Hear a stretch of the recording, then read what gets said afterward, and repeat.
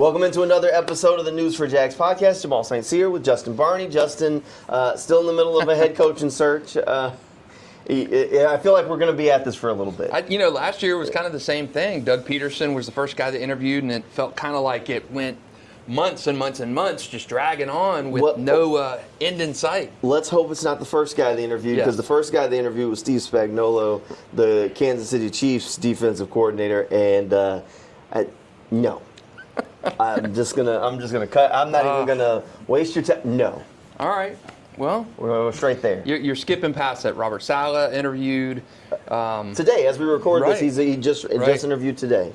So as we record this right now, Saleh's already interviewed. Steve Spagnuolo's interviewed. Yep. Patrick Graham, who was on the Las Vegas Raiders staff as a defensive coordinator, has interviewed. Both of the Lions coordinators, Ben Johnson, Aaron Glenn, have interviewed. Now, the majority of these were virtual, but there were some that were in person. Mm-hmm. So I know there's buzz for Saleh since he was with the organization before. Sure. He's not as a defensive coordinator. He's not employed now. Associate so he head can coach. slide right in.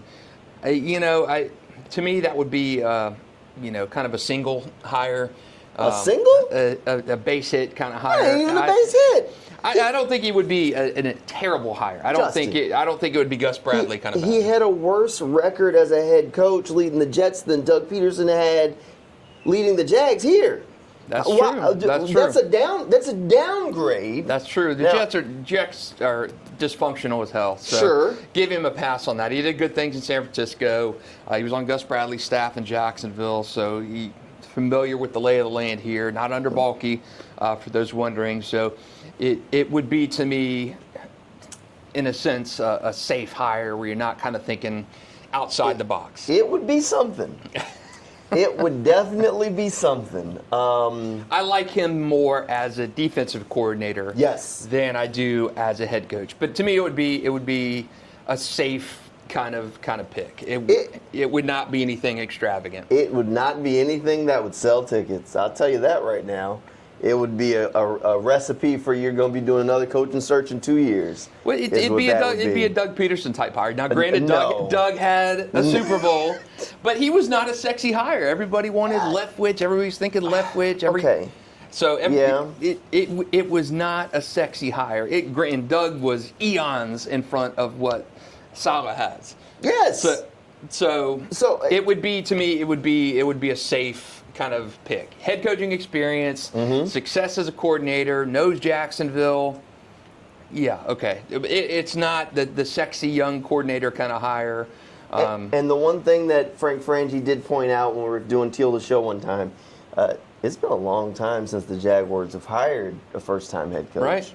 Gus Bradley was the last time. I mean, everybody since then has been head coaching experience. Yeah, and I think that, to me, is something that you may want to look for as a head coach, or the new coach of the Jags, is a guy who's had that head coaching experience. Gus Bradley was terrible, 14-48. His time here now, those were some of the worst rosters in Jaguars history. I think the expansion roster was probably even a little bit better than what Gus had when he got here. So I take it with a grain of salt, but yeah, their previous head coaches have been Marone, elevated. He had head coaching experience. Mike Mularkey, head coaching experience. Urban Meyer, college head coaching experience. Doug Still Peterson. ran a program, Doug Peterson. So all those guys had head coaching experience either in college or the pros. So you can make a case for, you don't necessarily need to have head coaching experience with,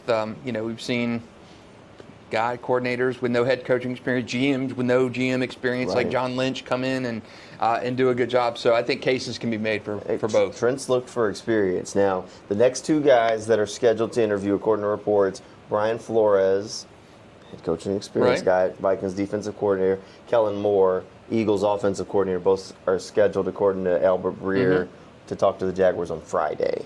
Now, both of them, Brian Flores' schedule is wide open. Right. Because the Vikings lost. That was ugly.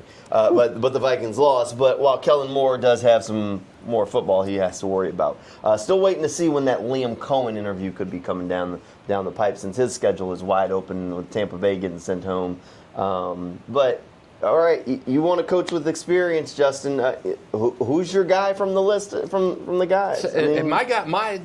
My guy has been Cliff Kingsbury, but he's not interviewed. I don't even think he's been requested to be interviewed for the job. Right. Head coaching experience, worked with high-profile quarterbacks both in college and the NFL. So he doesn't appear like he's on Jacksonville's short list. So with him out of the mix, I don't have any issue with Kellen Moore because I think he was a head coach almost in waiting in Dallas, and then it didn't work out. I don't know. I'm still trying to get my head around a guy like a Saleh coming in or a Pete Carroll kind of guy coming in. And I don't know. I do think it would fill the need, maybe that shot or Trent wants in previous head coaching experience. Right. But I don't know. I'm still feeling it out.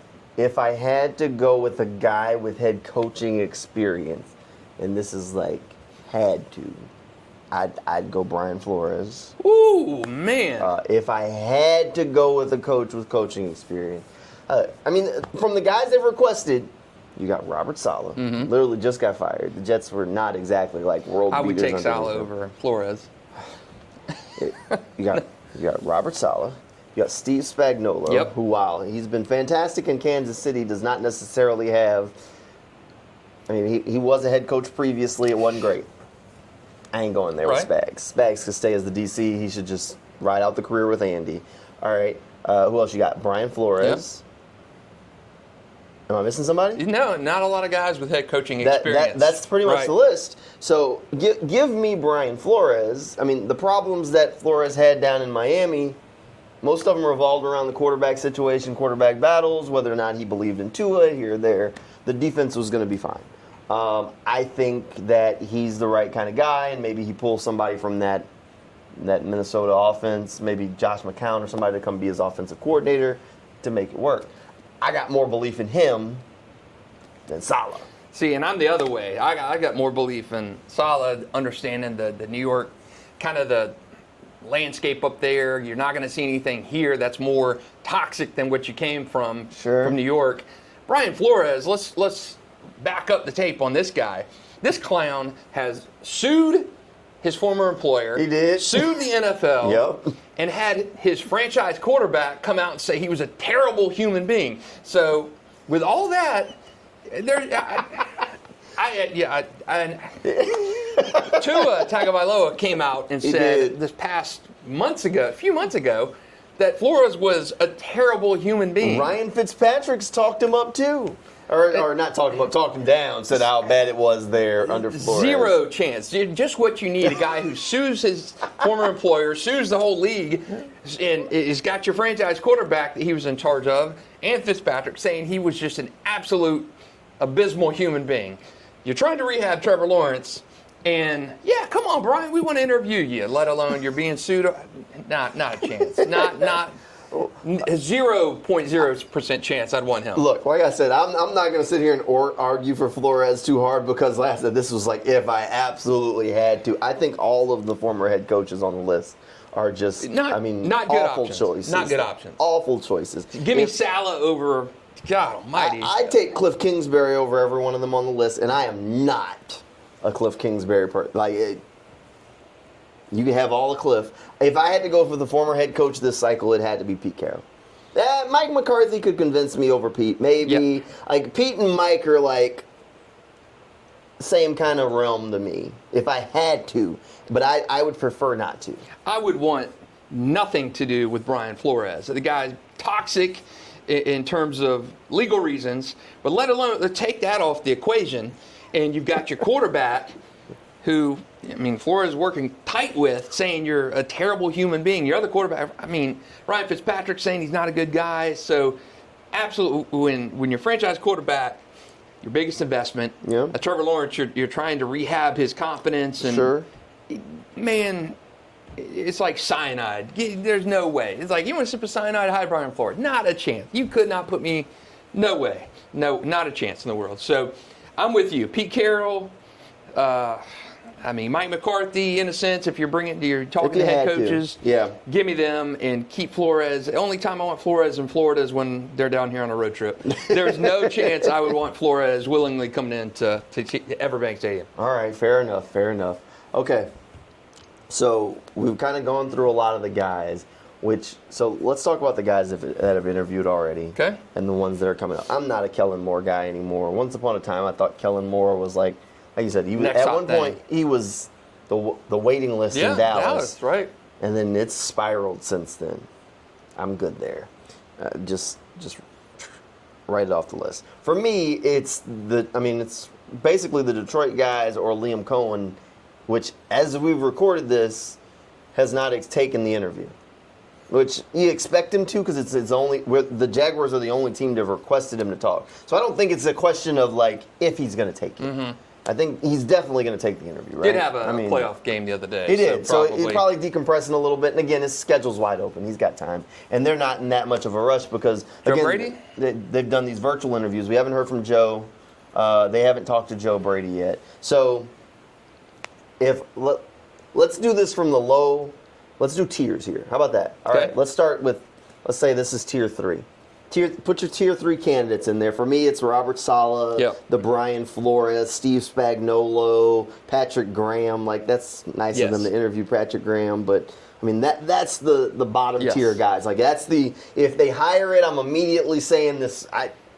Just burn it down, lower your expectations to 0, look forward to the year that they're on the road in Orlando or wherever, so you're not in it every day. Just look forward to it, because maybe by the time the stadium opens up, they'll have a competent head coach, because if it's one of those guys, they do not. Okay, yeah, I agree.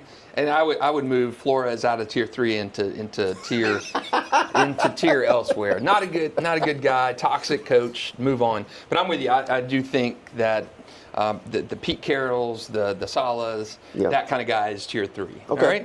All right. I think our tier 2 would probably be maybe the Kellen Moores, Cliff Kingsbury's, Liam Cohen's, those kind of guys. The guy who, and Kingsbury has had head coaching experience, and maybe you move him into that, maybe tier 2, 3, hot coordinator. So, and then tier 1, you would probably put Aaron Glenn. Would you put a Mike McCarthy in tier 1? No. Liam Cohen, Joe Brady into tier 1. Are those your tier 1 guys? I think that tier 1 would be Ben Johnson, Aaron Glenn. I'd put Joe and Liam in tier 2. I mean, honestly, tier 1's probably the 2 Lions coordinators for me. And then tier 2 is pretty much everybody else. Liam Cohen, I'm not going to lambaste it. I think it could be a good hire, but 1 year as the Buccaneers offensive coordinator. 1 singular year. Again, Jaguars the only team that has to talk to him. I just don't know if next year, where you got 2 years under your belt, is doing this. A little bit of a different story for me. And Joe Brady, similar thing. You're doing it with Josh Allen. That's the detractor, is that his major successes have come with Joe Burrow and Josh Allen. What has he done when he hasn't had those guys? He flamed out in Carolina. Right. So that's the thing. Now, while I'll give Joe Brady some credit for the things that he's done in offenses that were stagnant and he's just walked in and opened them up, he's done it with Joe Brady or Joe Burrow and Josh Allen. So that's the only reason I'd put those guys in tier 2. So my tier 1 candidates, basically the Detroit guys. Land somebody from that Lions staff, or it's kind of a consolation we know prize. Aaron Glenn. To me, and we both said this. I think we've said if Glenn goes somewhere, it's going to probably be the Saints. Right? He's kind of lined with the Saints. I saw ESPN earlier today on Tuesday when we're doing this had mapping candidates to their best match. Yeah.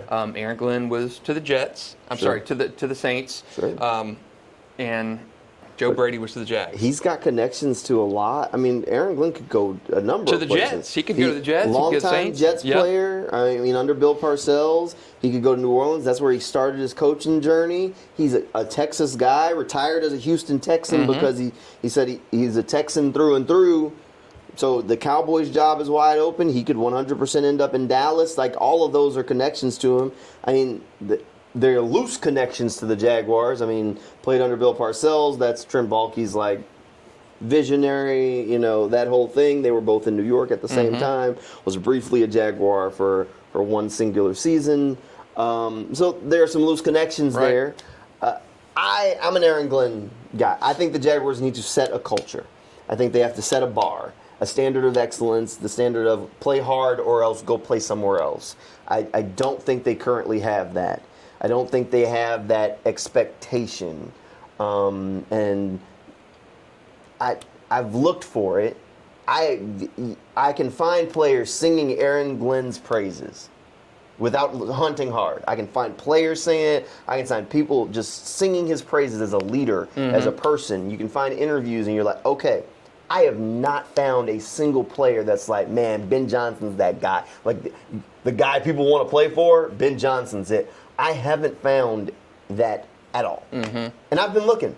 Because as you start doing this homework, I'm like, all right, well, let's see what I can find from players. Like, who's giving him a cosign? I mean, Amon-Ra St. Brown does his podcast for the Lions.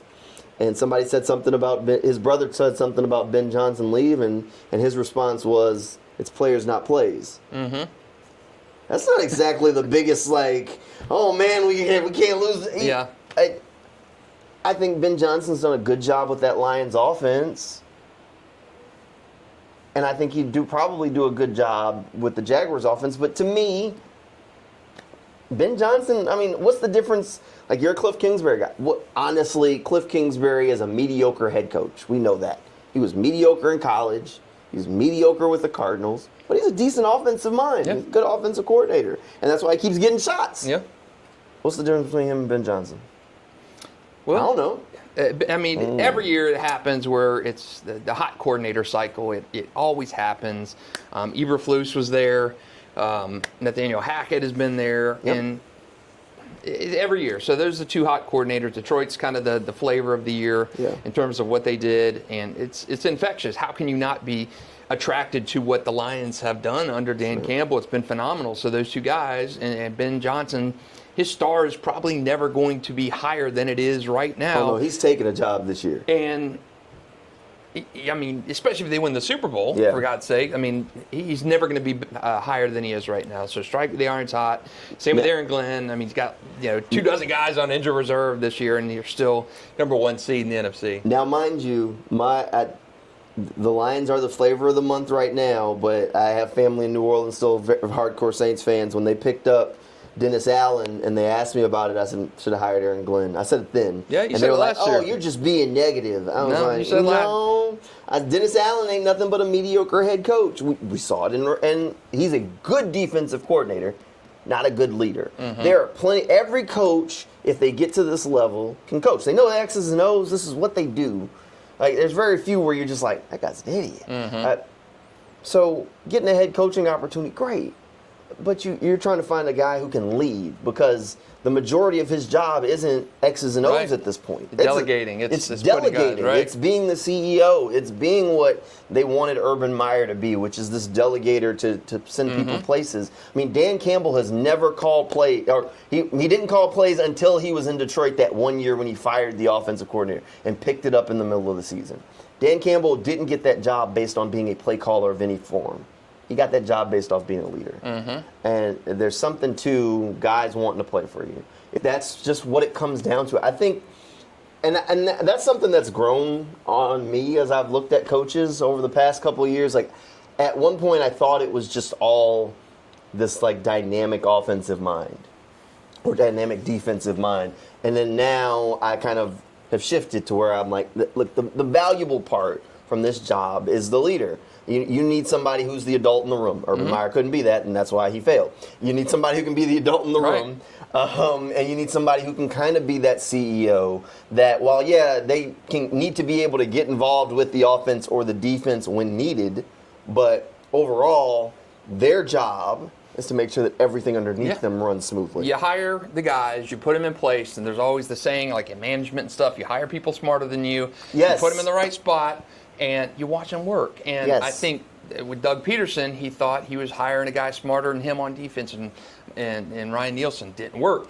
He thought Press Taylor was an extension of him, and he was never going to get rid of Press because that was his guy, and he was going to sink or swim with Press. And I do think that grew stale, and sometimes you need a fresh set of eyes and mind in the building. But the head coach, whomever Jacksonville hires, is going to hire whether it's Aaron Glenn with a defensive background, he's going to hire somebody that he knows can make him a better coach from a defensive standpoint. And if it's an offensive guy, let's say it's Liam Cohen, he's going to hire an offensive mind that he thinks he can learn something from and grow something with. So I do think that head coaching hire is so important. We saw with Doug Peterson, just bringing him aboard in that 9-8 transitional season where they made the playoffs. He was a great guy for what Jacksonville needed, but you also need to put some pieces around you. Those coordinator hires are just as important as that head coaching hire. 100%. All right, we're running out of time on this thing.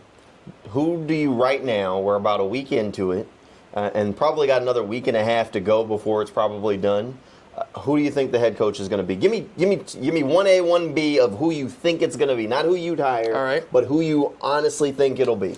I think the Ben Johnson ship is sailed for me. I think he ends up somewhere else or ends up staying in Detroit. Okay. So I do think he's been the popular name. A lot of people want Ben Johnson, offensive acumen. They want a piece of that Lions just excitement, the culture, and he would be a good piece of that. Aaron Glenn would be too, but I think those guys will end up elsewhere or end up staying in Detroit. I reading today, ESPN on Tuesday did an article on where do you think the kind of chips will fall on these head coaching hires, and they farmed out candidates to different teams. They had Ben Johnson going to the Raiders. Sure. The Tom Brady element, because Vegas also has a GM opening too. Jacksonville does not. The Tom Brady element there. So Ben Johnson to the Raiders. That's what ESPN was saying. In Jacksonville, they pegged Joe Brady to Jacksonville. So I think, Ben Johnson, I think, is out of the mix. I think there's going to be a retread coach in the mix. I do think they will have a Mike Mularkey type, a Mike McCarthy type, somebody in that final three. I do think it'll be Robert Saleh kind of type. I do think it'll be a hot coordinator in Joe Brady. He's got experience in college where he ran that Joe Burrow offense at LSU, flamed out in Carolina, reinvented himself in Buffalo. I think he is kind of the hot coordinator. And then I think maybe a coordinator with not a lot of experience, it'll be Liam Cohen. So I'm going to go Saleh, Cohen, Joe Brady, my final three. Okay, I don't think Ben Johnson's out of it. I think Ben Johnson's the hardest sell because he does have to convince Shad that he wants his guy and to move off of Trent or to move Trent into a different role. So I think Ben Johnson's the hardest sell. AEW hiring? Trent, maybe get Trent. Hey, look, he could write some scripts for Tony Khan and AEW. He could wrestle. He could, yeah. Put him in the ring. Jacksonville would show up for that show. They would. I'd love to see Trent. They would show up for that show. I think the final two are Ben Johnson, Liam Cohen. That's who I think it's going to come down to. Who are your other? Who are your A, B, and C? Who are your other three choices? Those are my A and B. Okay. If it's me, and like my home run is Aaron Glenn, just from a leadership perspective. Okay. I've dug hard. I'm telling you, I can't find players raving about Ben Johnson. I haven't been able to find it where it's just like guys are like, man, this guy's ready. This is a guy we love. Like Dan Campbell says the right things, but what else is he gonna say? I have not found it. That's not saying he can't be a leader. It's just saying I can't convince. I haven't been able to find material to convince myself of it. Well, every year there's that hot coordinator candidate who flames out, who flops. It was Eberflus last hiring cycle when the Jags are going through it. Nathaniel Hackett has done it. I mean, there have been so many examples of that. So maybe Ben Johnson gets a shot somewhere and flames out. Who knows? He might. You never know. Look, there are plenty of guys that are really good coordinators, but they're not great head coaches. Don't tell me Brian Flores is in your final three. No. Okay, no, I don't. I do not think. I don't think he's going to get it. Thank you. I don't think any former head coach really has a great shot. If there was one that has the best opportunity, it would be Mike McCarthy. But as of yet, they haven't requested that interview. I mean, I know this is still kind of developing with him. I'd still be surprised if he ultimately got the job. So we'll see how it shakes out. I would be opposed to Mike McCarthy. Mike would definitely. He gives Doug Peterson vibes, though. Like, except he calls the plays. Well, sometimes. He's dealt with Aaron Rodgers. Yeah. He's dealt with Jerry Jones. He's dealt with Dak. I mean, he knows that stuff. But I think with a Pete Carroll, Mike McCarthy, Doug Peterson, I think you know kind of what you're going to get. And I think you're going to be just like Doug, I think you're going to get to a point, and it's going to be to that point you get, and it's not going to be the Super Bowl. I think you're going to, just like Dallas, where Dallas got with Mike McCarthy, is you kind of plateaued at that 12-5 mark and never making the Super Bowl. I mean, it's been a while since they've even won more than one playoff game in a year. So I do think that. But it's stability, and Jacksonville's done the stability thing before, and Doug Peterson, it worked out okay. Worked out okay for the time they needed. But I do think we saw what Doug was in Jacksonville, a good leader, and steadied the ship. Got him to 9-8, got him to the playoffs, got him believing, and then things went south. I think that's what you get if you get a McCarthy Saleh type. One of the things that when we went around the locker room on cleanout day and asked these guys what they wanted, multiple guys said, and in their own different ways, that they wanted a young head coach. Some of them called it an NIL era. Some of them said they'd like a guy who understood them a little bit better. They want a younger voice. They want a younger head coach. They want a guy that can relate to them and convey that message. Now, there are different ways that you can find that. Doug Peterson also was a former player, so there was a little bit of that there. That's where Dan Campbell kind of comes from, former player kind of vibes, but he's also a little bit younger. But that was one of the requests, is that younger voice that can kind of relate to them in this NIL era of sports. I don't know. We'll see how it shakes out. We got another week and a half. We'll probably have another one of these podcasts coming your way before the hire is ultimately made. Whenever it does get done, we'll try and get one of these things done as quickly as possible. And if it's Brian Flores, we'll make sure to live stream Justin's head exploding. I will be on the roof if they hire Brian Flores. Why are you going to hire a guy who even requests an interview with a guy who sued the league, sued former teams, got his former franchise quarterback talking about how he's a terrible human being? Man, come on. Cliff Kingsbury was a mediocre coach in college, was a mediocre coach in the NFL, and now just because he's got his rookie quarterback to win a playoff game, you want him as a head coach? That's better? He worked wonders with Caleb Williams, Johnny Manziel, Kyler Murray. He's dealt with the prima donnas. Coordinator. He's good as a coordinator. As a head coach, he got the Cardinals to the playoffs. So maybe he's learned. Maybe he's learned, and what's the terrible former Patriots head coach? Josh McDaniel? Josh McDaniel. He's not a Josh McDaniel to me. So I think McDaniel's definitely better as a coordinator. I think Cliff he's been my pick all along, but they've not requested him yet.